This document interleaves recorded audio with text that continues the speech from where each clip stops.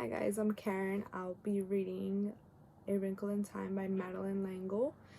And a little bit about Madeleine is she was an American writer born in New York, and she had a lot of love for science fiction, her Christianity beliefs, and reflected that on her work a lot. So after she made A Wrinkle in Time, she went on to make a sequel called A Wind in the Door, A Swiftly Tilting Planet, Many Waters, and Acceptable Time.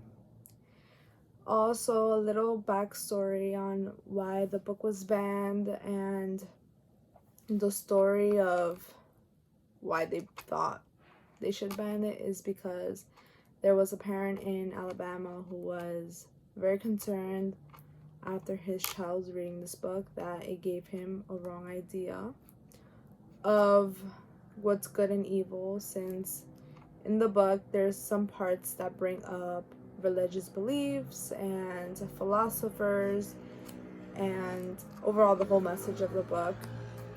Personally, I really like the book. I love anything that's science fiction and it makes me think and it's coming of age. I liked how it was kind of a story where you see Meg, which is the main character, grow up, and this girl starts off from being completely shy. She feels like she's not loved.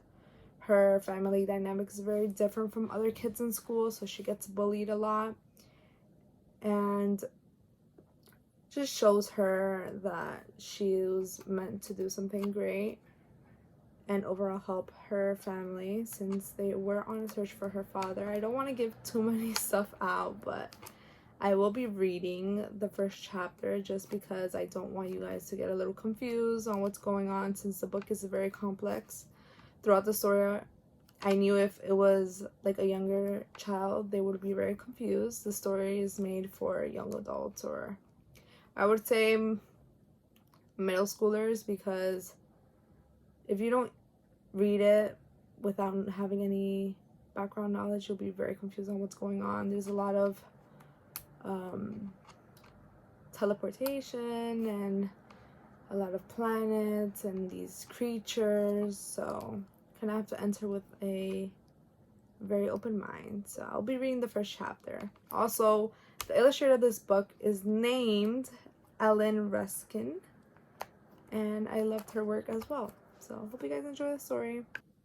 I would also like to add, before I read the book, that they made this into a film, I think in 2018, which I did not like at all. So do not suggest watching the film, just read the book. She wasn't usually afraid of the weather. It's not just the weather, she thought. It's a weather on top of everything else. On top of me. On top of Meg Murray doing everything wrong. School. School was all wrong. She'd been dropped down to the lowest section in her grade. That morning, one of her teachers said crossly, "Really, Meg, I don't understand how a child with parents as brilliant as yours are supposed to be such a poor student. And if you don't manage to do a little better, we'll have to make you stay back next year." During lunch, she roughly housed a little, just trying to make herself feel a little better.